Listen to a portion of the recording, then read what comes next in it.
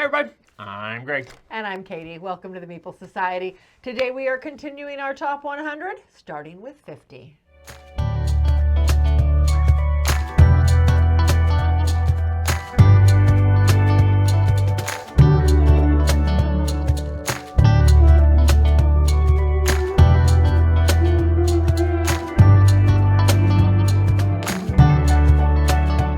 As always, before we get started, please like the video, subscribe to the channel if you like this type of content, hit that bell icon if you want notification of any future content. Or if you want to follow us on social media, click the link below and it'll take you there to all the links. Perfect. All right, we are halfway through. Yes, we are.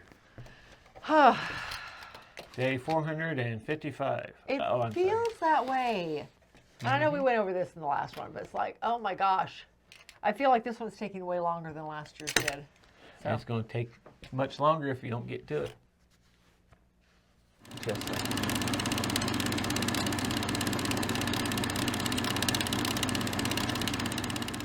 Okay, my number 50 is one that, it is coming up in the S's and I'm anxious to play it. I was kind of hoping to play it, to have a fresh play before I talked about it today, but maybe later today or tomorrow or something. Anyway, this is Santa Maria. Santa Maria is an interesting one. We actually picked up totally on a fluke at Gen Con. Yeah. It came recommended. It had a score of 8-something on BGG. It was in a stand outside of the dealer hall. It was like 10 o'clock at night. Dealer hall was already closed. And we noticed, hey, look, more games to buy. Yeah, there was one, at that point in time, there was only one out there that had their stand still open in the open gaming area. And so we found, and we wanted something to play, you, me, and Kat. So we bought this game, and I really liked this one. I can't remember if it was a sneaky The guy who was selling us the game said, if you like such and such game, you'll like this one. Try this one, and I don't remember what the game was. I don't remember the comparison. But anyway, Santa Maria. Santa Maria is an engine building colony. You're building a colony, basically. There is dice drafting involved. Each round, you are using a die to activate one row or column on your board. Now, throughout the game, you are putting tiles onto your board, and this is what is physically building out your colony. And then you use the dice to activate either a row or column. And you activate every icon that shows up in your colony along that row or column. And then the dice stops at the last one and blocks it. So you can no longer activate whatever that last piece is. So there's a lot of strategy involved in where do I place the tiles down to get the most benefit, but yet whatever's last in the row, I know I'm never going to use again if I activate this now. So do I want to activate this now, or do I want to get something else further along in the row so I can keep this action open? So it's a lot of, I don't know, I absolutely love the pieces to this one, the way it falls together. Now, in the rows, though, wasn't it, if something blocked that row, you couldn't pick anything else up behind it? No, I think you can still... Or if there was a blank, you could not continue down. No, you can still go with the blanks, because you have not just filled in that piece of the colony yet. But if there was something like a mountain or something that was already pre-generated onto the sheet that you had to stop. Nope, I think you're thinking of something else. You only do the tiles. It's only the icons on the tiles, and it blocks the last icon. So nothing else that I remember anyway. It's been a little while since we've gotten to play it. But nothing else actually blocked your movement except for, like I said, dice blocking specific spaces. So, but anyway, my number 50, really neat city building, colony building, engine building game. Dice placement, all that good stuff. Yeah, Santa Maria. I was looking, this was 388.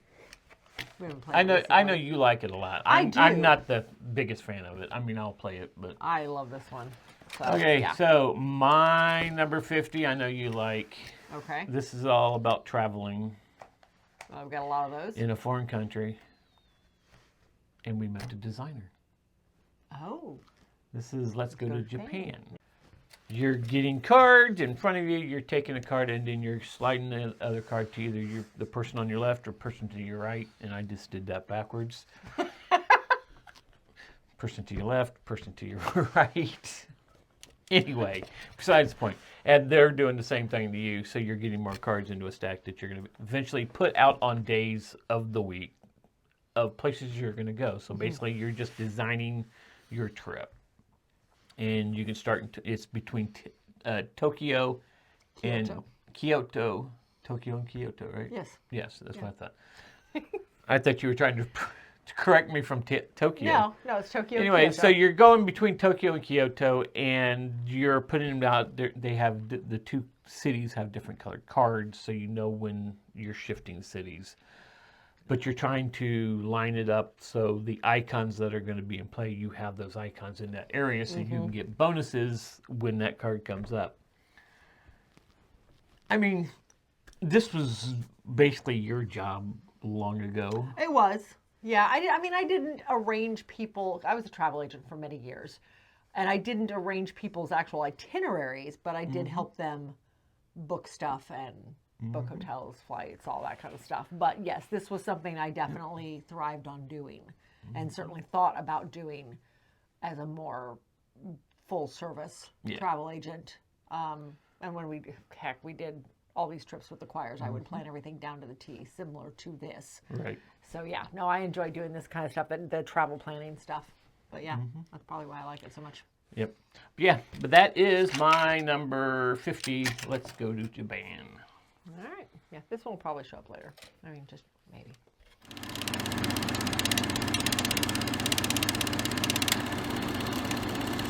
All right, my number 49 is also a travel game. This one is a pick up and deliver, though. This one is based in the Pacific, well, it's not even Pacific Northwest. It's further than the Pacific Northwest. This one is based in the Yukon area. This is Yukon Airways. Yukon Airways, you are operating a small passenger seaplane in the Yukon area of Alaska and Canada, and you are trying to deliver passengers to various cities. You've got a hand of cards that depict all the different cities you can travel to that round, as well as some bonus icons. The passengers are represented by dice on the side of the board, and you can pick those dice up. How far down the list you go in the passengers depicts your turn order for next turn. But they also depict various bonuses based on how many there are. So you're trying to match the color of a passenger with the color of activity cubes on the various cities that you have in your hand. So there's a lot of things in play to make it work. But if you can make everything match up right, you get some extra bonuses on your player board, which your player board represents the dashboard of your seaplane. So it shows how much fuel you have, how much fuel you gain every round, how many cards you can keep in your hand, how many cards you get to draw each round. All sorts of different things.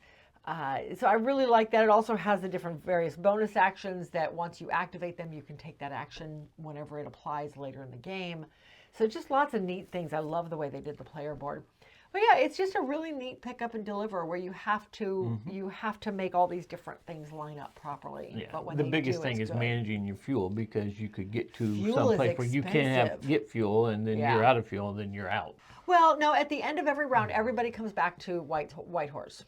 So everybody comes back and kind of the day resets at the end of each round. But during the round, you could be in the middle of your round. You could be in the middle of the round. Which could be a humongous round, but if you run out of fuel, you're done. You're done. Your round is over, yeah.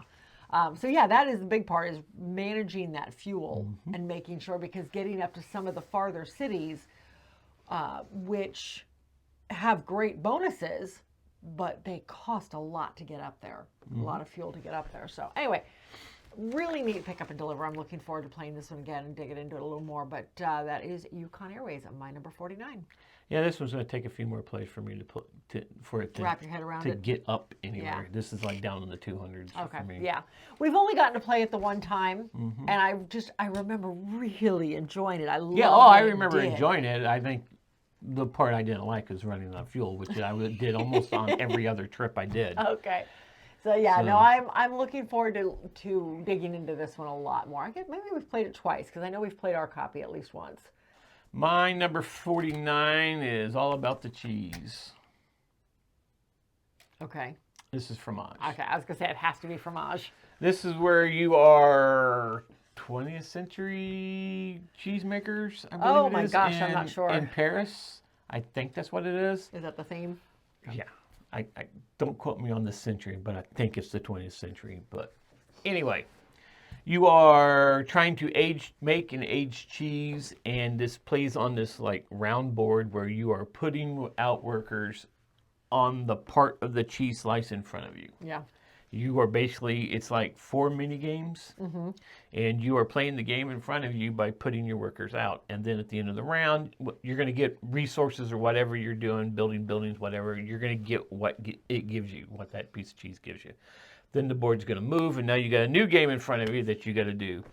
But the cool thing is about it, the workers only have one face on it. You put them on there, and as the board turns, depending on how big your action was, depicts on how that worker places on you. But when you turn the board, any workers who's facing you, you get back to be able to reuse. And there was in the game, the one game we've played, all 4 of us had a turn, at least one turn that we didn't have any workers because we went for the bigger rewards. Thus, when we got to that turn, Nobody we had no any more people workers left, because yeah. nobody was looking at us. So All our workers were still busy doing previous actions. yep. So But yeah. I think it's really cool how that works, and I really need this to go with this set, but if I do, I'm not going to get a worker. Yeah. And you can look at the board and see about when your next workers comes. Like, oh, it could be 2 rounds Well, you though only before I get get a worker. 3 to start with. Yeah, but depending So, on yeah. how you put it, like I said, you really need this big action, but you're looking at the board and it's going to be 2 rounds before you get to workers. Like, Is it worth okay, it? I'll go for the lesser one so I can get him back for the next round. Yeah. So you can do something next on this next piece of cheese that you really need to do something on. So Yeah. It's an interesting balance between how strong do I want it to be, but how often do I need something to happen? yes. Yeah. So yeah, I like it. So That's a good okay, one. that's 49 fromage.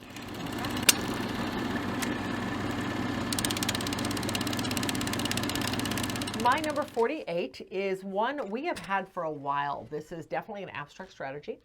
It is one that you are very good at. I am not, but I love it anyway. This is all about transforming stuff into other things, and then anyway, I can't explain this one well. This is bizarre. Oh.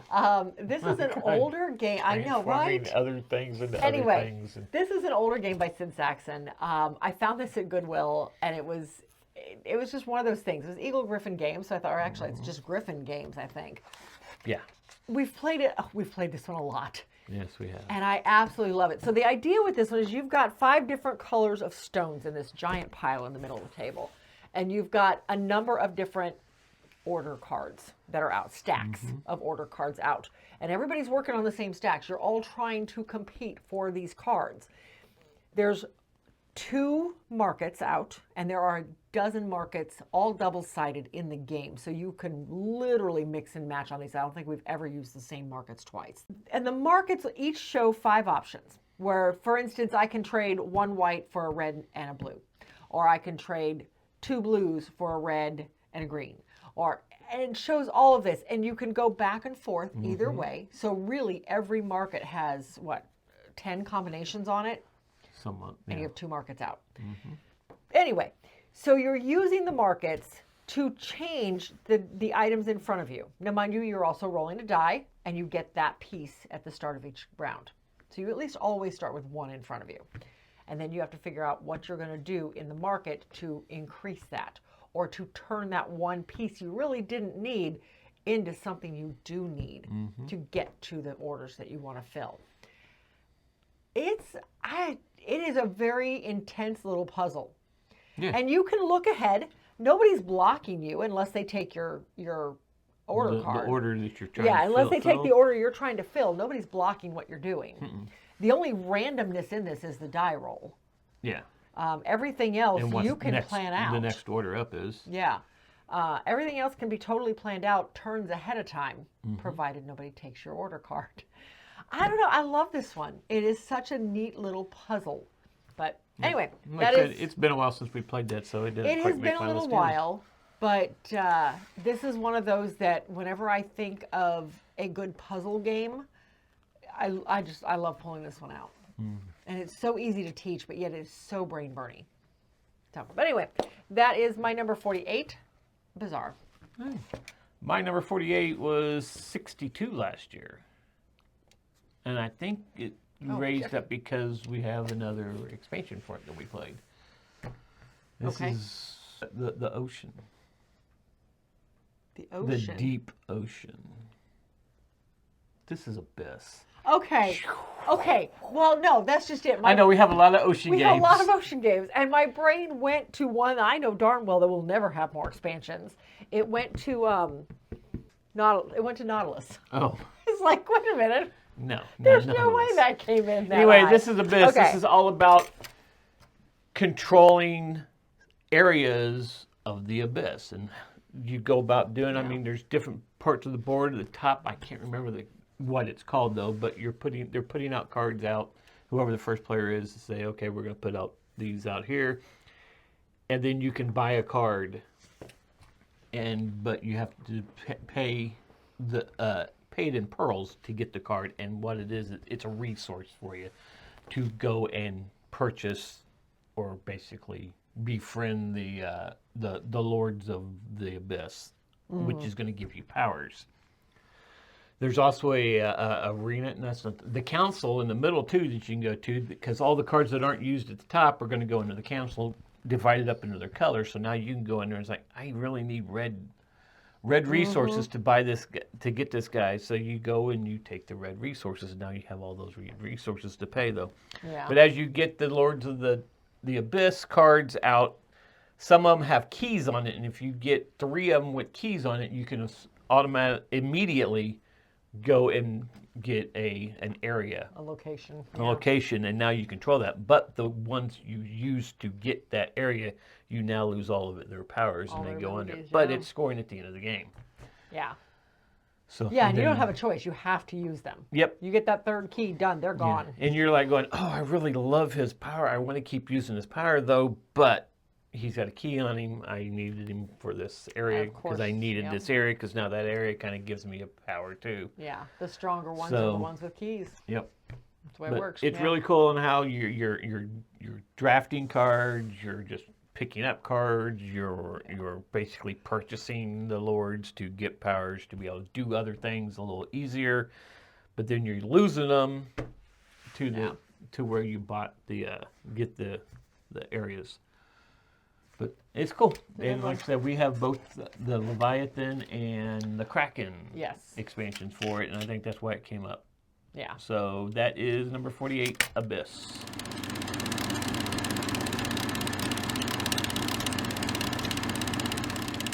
All right, my number 47 was 14 last year. Jeez, you don't like it no more. I still love this game. 47 is not that bad compared to the number of games we have played this year. Not as much as you liked it last year. A lot of good games came out this year. We've also not gotten to play this one this year, but it is my favorite of this. I don't even want to call it a series, but it kind of is a series. But anyway, I've only played 2 of the 3. We haven't gotten to play the 3rd one yet because it just came out. But anyway, this is Wingspan. Oh, okay. So Wingspan was 14 last year, 47 this year. This is one, I prefer this one over the other 2, over Wormspan. We haven't played Finspan yet. It just came out. Wingspan is, I think this was very groundbreaking because of what it did in combining the hobby of bird watching with board games. So I think it was a huge hit when it came out. It still is. This is I think going to be an evergreen. But it already is. It is. Yes, true. Good point. It already is an evergreen. So with Birdspan, Jesus Christ. Birdspan, it's the new one. Catch it when it comes out. With Wingspan, you are basically playing birds out into your habitat, out into your player board, out of your hand, that by paying their food resources that they need, playing them into the type of habitat they like, whether it be the marshes into, oh my gosh, what is it? It's the marshes, the trees, or is it just the surface? There's 3 different habitat styles on your board, and you've got to play into one of those 3. Some birds will take all 3. Most of them have a preference as to where they want to be placed. And then, so you're playing them out this way, but that is one of many actions available. On the side of the board, you are picking actions And then after you've picked that action, you perform that action, whether it be to place a bird, in which case all you're doing is placing the bird. You can draw more cards. And then once you've done that, you literally start your little guy over at the edge, and you activate every card that's in that row so far. And then you get to, because all of the birds have activation powers on them, or most of them do anyway. You can lay eggs, in which case you are pulling eggs from the supply, and you're putting them out a certain number based on how many birds you've got in that habitat. You're putting them out on the cards. You need the eggs in order to play birds further down the columns in your player board. But they're also endgame scoring. Mm-hmm.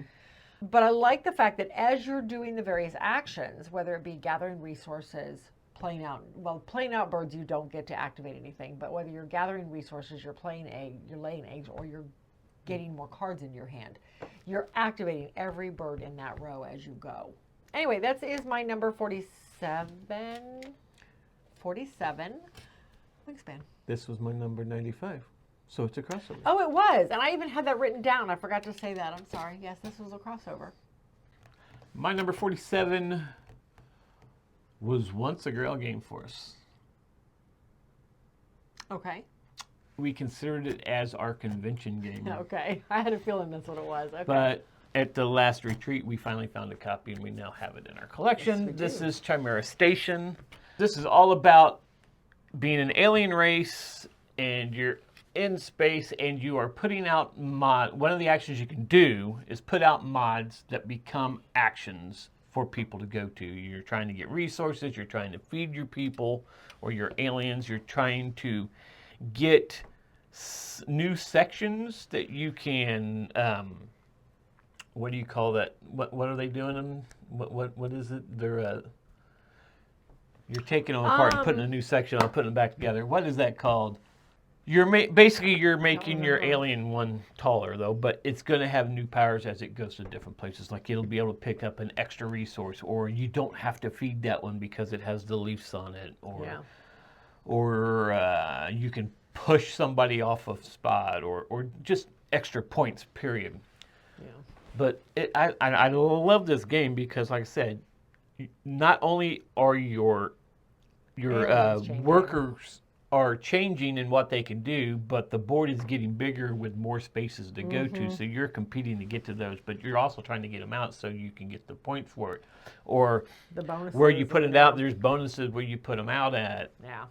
Or you can clear the board at the bottom, and you get to certain resources however far it was opened, then you reset the board. And it's just a lot of fun. This is a fun one. I very much enjoyed this one. I don't This know is if one I heard about not. a long time ago. We found it the first time at the Dice Tower Retreat and got to play it, and we've liked it since. Yeah.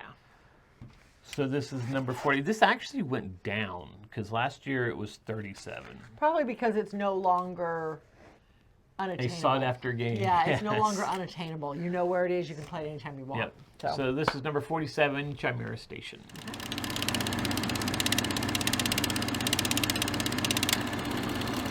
All right, my number 46. I don't remember if I said the last one was 14 last year or 12 last year. I think I read the wrong line. Go figure. I always forget to look at them and then I read the wrong line. Wingspan was 14 because this one was number 12. I think it went down because we had some rough plays of it this year. You hate this one now, too. Oh, my goodness. This is a dice chucker of all dice chuckers, in my opinion. Because if the dice don't go to your way, nothing happens on your turn. Nothing good happens on your turn. But anyway, this is Thanos Rising. So we did have some rough plays of it this year. And maybe that's why it went down just a little bit, but I still love this one. In Thanos Rising, you've got 3 different areas of the board that Thanos is going back and forth between. Each area of the board has 3 heroes on it, 3 heroes and or villains on it that can either be recruited into your hero base or defeated. The idea is you have to defeat 10, well, for the harder play, you have to defeat 10 villains without losing 10 heroes. Yep. Every time Thanos turns, and at the beginning of every round, you roll a dice to see where he goes, he turns and he damages everybody in that area. After so much damage, a hero is defeated and goes into the defeat pile. Meanwhile, on your turn, you are collecting dice. Everybody starts with 4, and the more heroes you're able to attain, the more heroes you're able to recruit into your hero base, you could possibly get more dice. You could get various actions activated by dice. You could just get an action that happens every round no matter what, like healing somebody. Those are good ones. But you're rolling your dice and looking for specific symbols. And each of the heroes in the center of the board that are trying to be recruited require certain symbols on the dice in order to do so. Each colored dice has a different variation of symbols on them. Some are better in fighting, some are better in the web shooting. There's various symbols. The web shooting. I couldn't think of the webs. But anyway, so you're trying to recruit them. But unfortunately, if your dice aren't cooperating, because at the beginning of every round, you have to choose which section of the board you're going for. And if nobody in that section works with the dice that you rolled, that's a Yahtzee style. You roll up to 3 times. You can keep any number of dice each turn, but you have to keep something. If none of the dice work for when your rolling is done, and you have to assign the dice, that's just it. You can't just keep it aside and say, okay, I'm going to keep this hit. You have to assign it where you're going to put it. So if you suddenly start splitting yourself and going for 2 different ones, you may not get anything. So it's hard to, it's a challenge Focus on sometimes. one and then see what you get afterwards. It's a challenge sometimes, but yet you've got to take these villains out, because if you don't, they just keep doing more damage themselves. I love this one. This is the one we specifically bought the Lazy Susan for. Because the whole board can be put on the Lazy Susan, and you can just turn it so you can actually see what you're doing. So you're more likely to interact with the whole board, not just the section right in front of you. I really love this one. I always have. I'm surprised that it was so high on your list. What, 47? Yeah. Actually, I was surprised it was as high as it was last year. Yeah, last year it was really high, I think, because we'd played it a lot and it had some very good games of it. I'm not sure why it dropped. I know we've only played it once this year, and I don't remember I think we lost that play. But I don't know. I still love it. It's one of my favorite dice chuckers. But yeah, that is Marvel. What is the exact term of it? Thanos Rising. Thanos Rising, Avengers Infinity War is the official title. Okay. My number 46. My 46 is actually new to the list, and it's a little bit weird. So. It's got to, okay. I know. Your play on words there, it's got to be one. This is specific Weirdwood game. Manor. Yeah, that's what I was going to say. It's got to be Weirdwood This Manor. is kind of it's not really a dungeon crawl, so. No. It's basically you're trying to rescue Lady Weirdwood. Yeah. No, it's cooperative. Throw that out Yeah, there. I know that. It is cooperative. But you're trying to rescue Lady Weirdwood. Where's Lady Weirdwood, you say? She's in the middle of the castle, surrounded by scarabs. Yeah. So basically, you've got to fight your way in to get to her, to clear out the scarabs, to help her get out. You're not just fighting the scarabs. You have a fey monster of some sort. In the games that we've played so far, we've only played with the Chaos Ogre, who looks like a werewolf. He's hard enough. He is a werewolf. He's a he werewolf. is not a Chaos Ogre. No. I'm sorry. The artwork, look, with that artwork, it is a werewolf. If you know what I'm talking about, you know what I mean. Did I say that backwards? If you know what I mean, you know what I'm talking about, or something like that. Same, you know what it is. And you agree. If you're familiar with the game, you know what he's talking There about. you go. That's what I'm saying. Don't listen to me. Oh, Anyway. Lord. But yeah, so you're going from room to room. One, you're fighting the scarabs, because the scarabs can destroy the room, and then you lose the power of that room. And the rooms have different things you're going to get, different needs you're going to need to be able to fight things.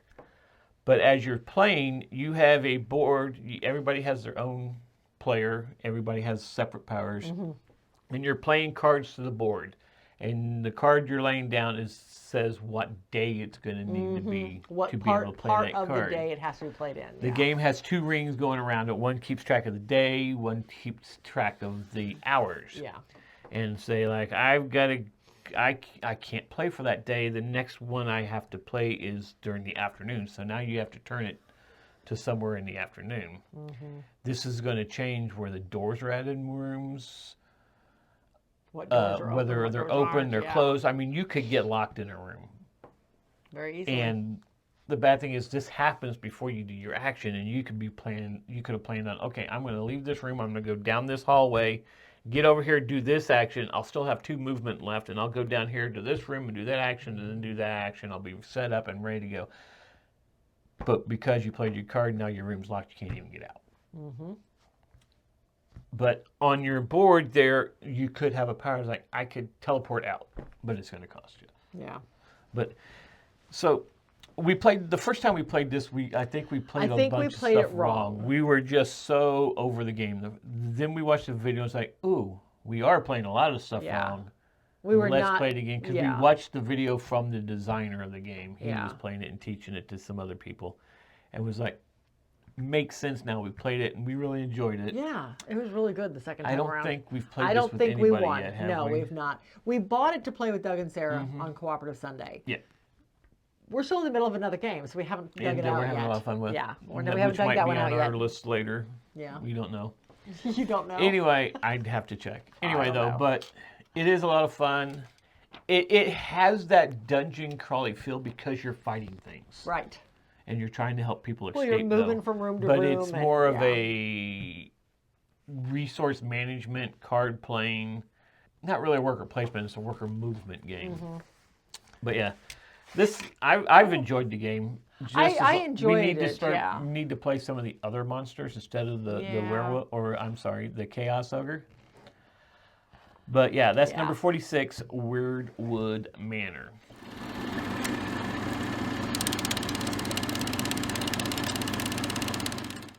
All right, my number 45 is another, I don't know if I'd call it a pick up and deliver, but I think it is considered a pick up and deliver. Yeah, it is. But in this one, you are literally not moving from one place to another. You are moving from one planet to another. This is Evacuation. Oh. Yeah. Evacuation is... I think I have. I thought you'd already talked about it, but it may have been a different video I'm thinking of. No? Okay. Anyway, Evacuation is an interesting... All right, so the idea behind Evacuation is that life is being burned away on the planet, the current planet, because of an increasingly intensive sunlight. That's what it says from the publisher. So you are tasked with the goal, with the operation of moving all of your people and all of your factories from planet A to planet B on the other side of the solar system or on wherever it is. However, in order to do so, you've got to manage your fuel, you've got to manage your spaceships and what they can hold as they travel between planets. As you're moving things, you're having to rebuild them on the new planet. And each location gives a slightly different bonus for building on it. So you're trying to build in advantageous locations before other players do. And I don't know, I just find it a really interesting balance. The odd part is that somebody's on the old planet is going to get sacrificed. Yeah, you're going to lose points for whatever you have left behind. So you want to get it all. It's kind of like, sorry guys, no room for you. See you later. Yeah. Well, and you've only got 4 rounds to do this all before that planet burns up. Yeah. And so it's like, what do you sacrifice? What do you sacrifice? Yeah, it's a good one. I enjoy it very much. But yeah, that is my number 45. Yeah, this might come up later. Evacuation. Okay, my next one for my next number 45. I have 2 of them. No. That's cheating. My number 45 was 48 last year, so it's kind of stayed right there. And this one has a new copy that's out, a new printout. It's a very economical game. It has the 60th printing out, or 60th anniversary printing out. We have one of the original copies, the 3M bookshelf copies. Yep. This is Acquire. Yeah. This is all about hotels. I think the setting's New York. I have no idea. I've never I'm figuring read that part possibly of the rule book, New York though. But you have tiles in front of you that you're putting out to claim areas on it, kind of like you were saying in Foundations of Rome, where you have numbers which you put it out though. But as you put out a tile, you might be connecting to things. If you have it, if it's 3 or more, you can make it a hotel. I think it's actually, you only have to have 2 together. Is it 2? I think it's 2, and then you build from there. Anyway, But you can make it a hotel, and you can buy stock from that hotel, and the goal is to make it larger. And as it gets larger, if it's larger when it connects to another one, and now it engulfs that one goes away. If you have stock with that, now you can sell your stock or trade them in for stock for the new company, the new hotel that just took it over. It's just really cool on how to balance when to put out tiles to make things grow, and once it's a certain size, it can no longer be enveloped by anybody else. 11 or something like that, which means you can no longer play any tile that would join it to something else. So it literally takes certain tiles out of play. It's interesting. No, another company can't come in and take it over. Well, no, that's what I'm saying. Is what I'm saying, though, is that means that you can no longer play a tile that would inadvertently connect it to that company, because it has to remain its own entity now, which means that tile that would do the connection it's dead. You can't play it. It's unplayable, which I find interesting because you can't envelop this company, which means it can't be merged. But a smaller company, you can still swallow up smaller companies, so you can match it. But a bigger company can't come in and take it. Right. Right. Anyway, but it's all about the tile placement and how much stock you're going to get, and when to sell, when to buy stocks. Because as the hotel gets bigger, just like any stock, as it gets bigger, it's going to be more pricier. So you buy low, sell high, just like the regular stock market. But yep, that is number 47, acquire. 45. 45, acquire. Backing up.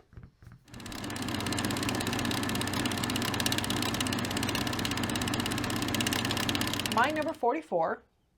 What in the world? How did I do that? Anyway, my number 44 was 44 last year. Well, it stayed very consistent. This is a peaceful walk through the meadow, looking at birds and bugs and things. So this is meadow. In case you hadn't figured that part out. I had not. Oh, okay. Anyway, in Meadow, you are building out a tableau of cards, starting out with various terrain types or habitat types, and building onto them using cards pulled from a central board that, well, you pull the cards into your hand, and then you can play a different card out of your hand or that card. But in order to play that card, you have to have those symbols already in your tableau. So if I am pulling out a bird that wants a worm and a bug, I have to have a worm and a bug as icons in my tableau somewhere, visible in my tableau. And then I would have to cover one of those up in order to play the bird down. There's also a campfire over to one side where, again, this is almost a race to get to this part.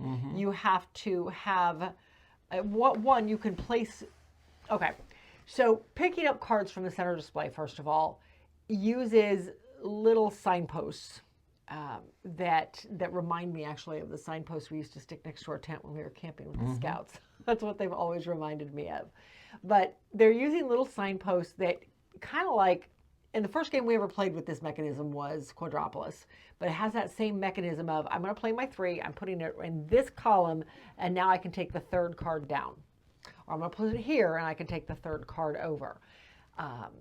But you can use each of your fence posts for that mechanism, or you can turn them around and use the blunt side and slide it into the campfire. And now it has a special ability that might let me draw a card from the top of a deck, or it might let me pull 2 cards from wherever I want to off the board. Or I don't remember what all the special abilities are now because I almost never get to use them. Well, there's always something on the board I want. Or I'm over there. Or you're already on the campfire and blocking me, yes. In addition to that, on the campfire, when you place at the campfire, and this is how you always block me, there are a number of stools based on your player count out there. And on the side of each stool are variable icons. And if you can have both of those icons visible in your tableau, you can claim that spot. And that is straight up victory points at the end of the game. Now, we've also picked up Downstream. We have that one. I very much enjoyed Downstream. I thought that added a lot to the game. But we also picked up the adventure book. We've only gotten to play one of the adventure book adventures. And I enjoyed it. It was not as good as I'd hoped it would be. Yeah, it was okay. It's like they added something Yeah. to like, here, It just added while you're another doing this, here, look mechanism. over here. There's some other things over here you Well, can do. But it's not going to affect your game if you don't look over here. yeah. But I'm at gonna, least the one we've played so far. right. I want to play some more of them. I definitely want to play through it for sure.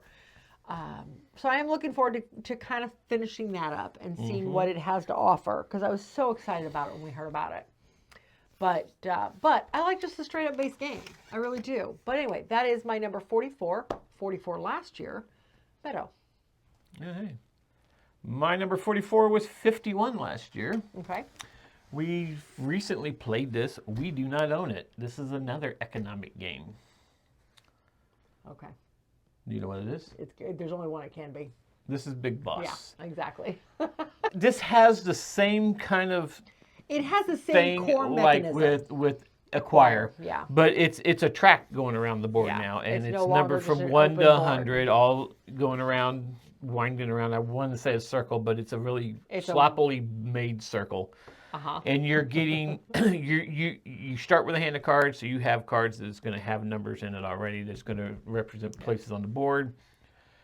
If you play a card to build, say like you play the 79, you can put 2 tiles on the 79 and 1 on the 78 and 1 on the 77, or 1 on the 78 and 1 on the 90, or 80, not 90, however you want to do it. But it's going to be 3 tiles, 3 tiles with one of the stacks being of 2. Right. And then you put a building topper on it, and then you could buy stock from that, and you're going to get money for however much you however much you moved that stock up for. And so you're going around, and just like in Acquire, buildings can overtake smaller buildings. Yeah. I have not lost this game yet. Nope, you have not. I have not won this game yet. I have a strategy that you guys were kind of picking up on, but by the time you picked it up on it, the last game we played this, it was still a little late. Mm-hmm. And I had already had my thing going. But yeah, so at the end of the game, it's whoever has the most money out of the stocks you buy. Yeah. You sell all your stocks off at the end of the game based on where they ended up. Yeah, so it's kind of like playing Acquire in a circle. Yeah. Yeah, it's a little more constricting, but at the same time, it does make it a little easier. Yeah, and the one thing is, it's not your building until you put your tower on. Yes. Now, you could put the building top on it. But it doesn't make it yours. And it's not yours, but you put that yeah, you top have on, now towers it's yours. that you can put on. You have 2 towers you can buy throughout the game. They're like radio towers. Yeah. And once you've done that, then it is absolutely your building, and you get the best benefit. It basically gives you extra stocks if that is overtaken. It gives you like 3 extra stocks or something like that. So it gives you a little more benefit. Anyway, so that's list, number so. 54. I think so, yeah. 44. Big Boss. Okay.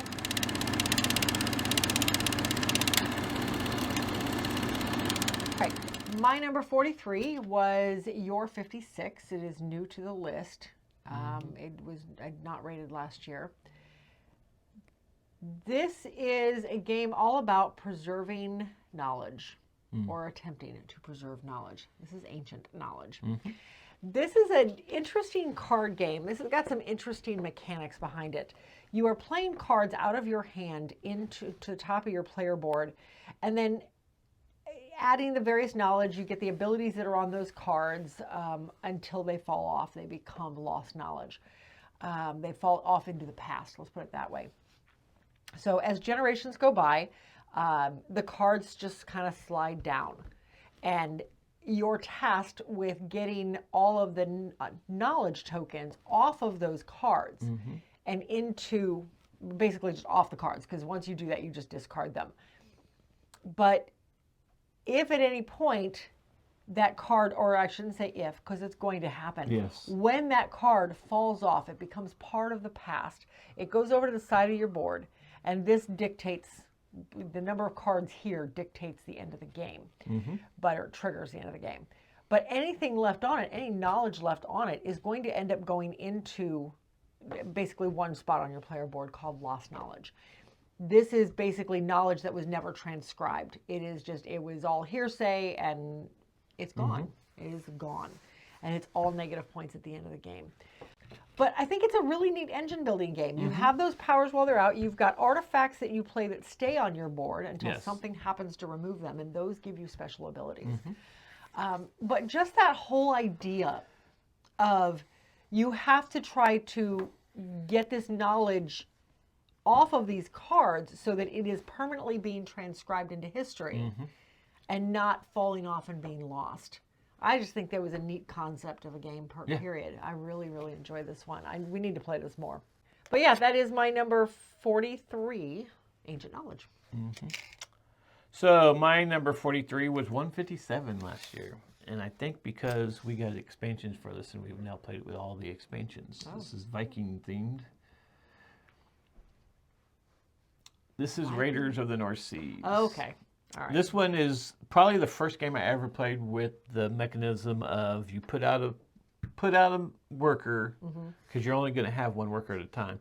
You put your worker out on an area, you do that power, then you pick up a worker anyplace else. What did you call this one?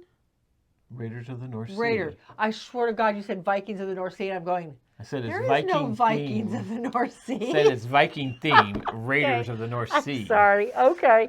Whew. Anyway, though, but yeah, so you're going to put your worker out, you do the action of the area, and then you can pick a worker up from another area, and you get to do that action, and then that is your worker for the next round. Now, the areas call out for certain workers, like if this area only took a gray worker, you couldn't put a black-colored worker there. Or if this area could only take the white workers, you couldn't put a black worker up there. Or this area could take black and gray, you can't use a white one. Right. And just stuff like that. And some areas could take all three, but for whatever color it was, the power was either more powerful or less powerful. Yeah. But I really like that. And then the expansions added a lot more of things to do or more things jarls, to get. more things that just added a little more depth to the game. I think the first time I played it, I liked it, but I think with the expansions, I liked it even more. That's why it shot up the list to number 43. Raiders of the North Sea. Not Vikings of the North Sea. I swear to God, you said Vikings of the North Sea. You play the games you think you're playing. Maybe that's your problem with some of these games. Maybe. It's not the game you think it was.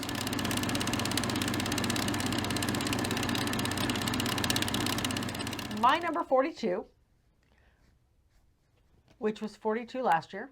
I thought that was very odd that I had two of them in the same list that were identical to last year, and one that was only one off. So yeah, my number 42 was 42 last year. This is, I would have to look to see if it's still my favorite Stefan Feld, but it definitely, well, it's obviously up there. This is Castles of Burgundy. I have always really enjoyed this one. We still have the original box. We have never upgraded it. We thought about getting the second edition, but I didn't like the colors. That was the anniversary edition. Whatever that second one was. And then they came out with a beautiful purple box, but at that point it's like, I'm fine with mine. It's fine. And then they came up with the bay one. I couldn't justify the money because we didn't play it very often because somebody didn't like it as much. But I will play it eventually. We have friends that have it. What? I was looking for that person. Whatever. Anyway, Castles of Burgundy is, oh my gosh, this is a dice. You're using dice to do various actions. You're rolling 2 dice at the start of the game, at the start of each round, and you're using those dice to activate places in your kingdom on your board. And you're drafting, and there's a number of different things you could do. You could draft tiles from the central board based on the die that you have. You could put that tile, a tile that you've got saved on your board, into your kingdom based on the dice rolls you have. I love that whole dice placement. There's ways to manipulate the dice. I don't know. I've always loved this one. But yeah, he does not like it. It's fine. If it comes out, I play it. Okay. I mean, it is a Feld. Feld's one of my favorite designers. And like I said, I will play it. It's not one I'm going to pull off purposely to play. I will play it the next game night to take that one. Anyway. Okay. That is my number 42, Castles of Burgundy. My number 42 was 11 last year. And this is probably because we haven't really played it. This is a long one. This is compared to Terraforming Mars. Okay. This is Art Nova. This is all played the about expansion, yeah. building your zoo up, basically. Yeah. You're getting cards from the middle and cards in your hand and getting them out to make combos and different powers, and you're trying to befriend the what is that? You're the trying, world you centers basically, or you're whatever trying it to is? build relationships with various areas around the world so that partner zoos, around the world. And then, because that's going to help you get other cards out or score points at the end of the game. This is a good one. I love this one. The reason that keeps me from making this any higher, I think, and why it's going down is I know a lot of people complain about the scoring on it, and I'm one of those people. I don't like the way this scores. It is an odd scoring, because this is one of those crossover scorings. Yeah, we've recently got another game played that has kind of a crossover scoring too, that I'm not a really big fan of. And I know there is on BGG, I have heard, I've not read it, I have heard there is an alternate scoring that makes the game shorter. So we probably ought to check that out. It might get to the table more often. Yeah, because this one could be a long one. It could be a 3-hour game. It could be a slog. I mean, you're just going to say, is this game going to get over? I can't get what I want. I need this. I need that. People are blocking me from getting that. Or, oh, look, that was the card I needed, and that person just took it. Yeah. Great. They didn't even need it. Okay. But yeah. Doesn't sound like it's your 42. No, I liked the game. It just sometimes is a slog. It would be higher if I enjoyed it more. Okay. Anyway. It can be my 42 and I not like it. Not really the purpose of a top 10. I like this one. I don't know if it's higher in my list or not. I imagine it is. Yep. So that's 42 Art Nova.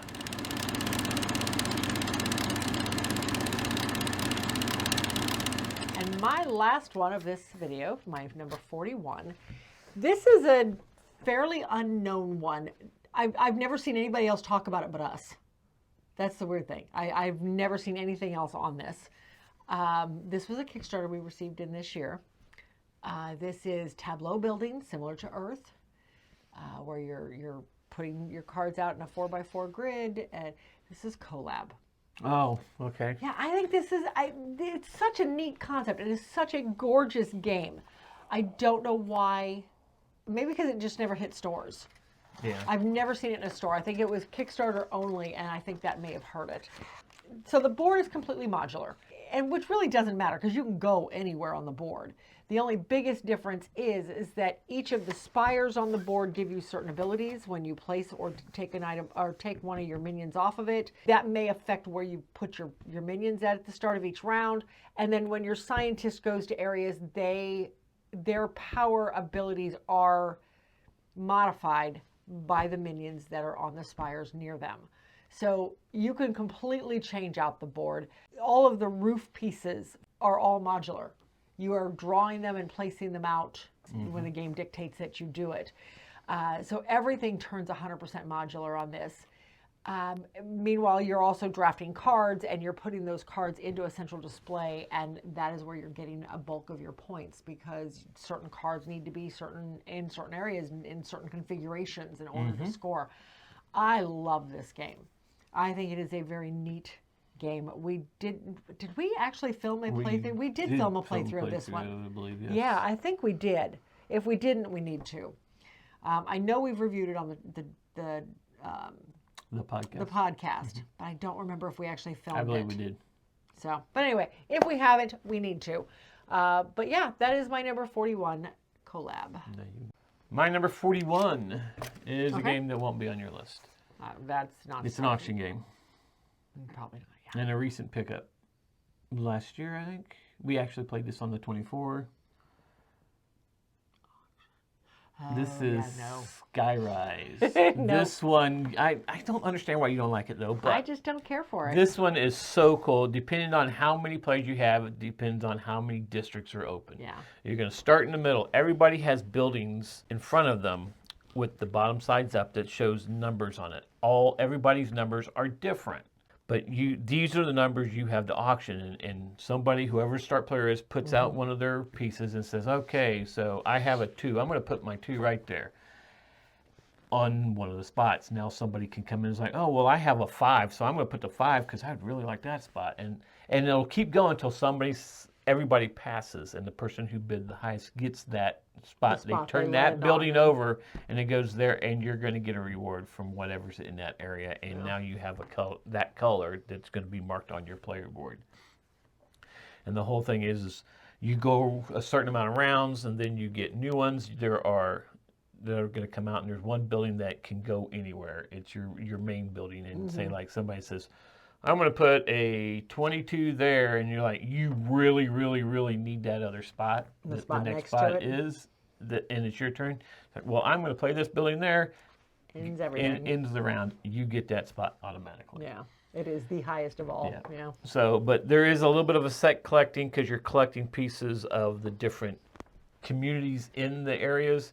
But I just love the tactile and we have a retail copy version of it, so it's not the big fancy board, which is modular board. Well, the retail is modular anyway, though. But they look like they're floating on islands, which is what the box shows, and then the buildings are really sculpted and everything. Yeah. Ours is just like cones and different shaped cones and everything. Cylinders. Yes. Yeah, true. Cylinders. Anyway, though, but I do like this game. I want to play it more. She doesn't like it, so I don't get to play it. To be fair, I've only played it once. I can't wait till Doug and Mary decide they got to play theirs because they have the Kickstarter version of it, and I am willing to play that at any time. It's an S. It's coming up. The rate we're going through the S's, it'll be 6 months, but it's coming. So I'm going to have to play it again. Yes. So, but yeah, no, I can see the finesse behind this one. I did not enjoy my one play of it. And I've just not played it since. So you couldn't get behind us like going, do I put it out there? Because I know he really wants these squares over here. That's why he's leading this away. It's like, do I put another one out there, or do I just go ahead and pass and let them battle it out, or do I save my big ones for later? I'm too much into the push your luck, so I'm like, oh, I'll just wait. And I waited too long. And in this game, I don't think you can. You have to take advantage of the you've got to get areas together. Yeah, so it's just I got myself screwed up right from. I just did not enjoy my play. I'm sure it's a fine game. It's a real fun game. Try it out. That is number 41, Skyrise. All right, and that is it for this episode. Gosh, I hope we didn't ramble too much. Yeah, I felt like we did. But anyway, I don't even know. Anyhow. Squirrel. Please let us know what you think about any of these games, if any of these would hit your top 100. Until then, we'll see you at the next one.